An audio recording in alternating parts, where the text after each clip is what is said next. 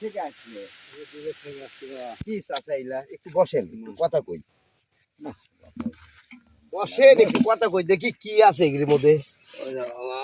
ও চাচা দেখি মাছ মারি লিয়েছে ভালোই তো মাছ চাচা আমি তো একটা বিপদে পড়েছি আপনার কি চাচি আছে চাষি তো আছেই বাবু আছে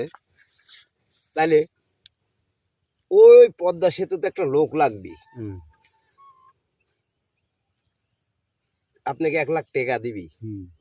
আপনি ওই পদ্মা সেতু একটা মানুষের জন্য হচ্ছে না তাহলে আপনার যাইতে হবে যাবো হুম? যাবো তাহলে যাবেন হ্যাঁ তো চলেন যাই চলেন বাবু যাই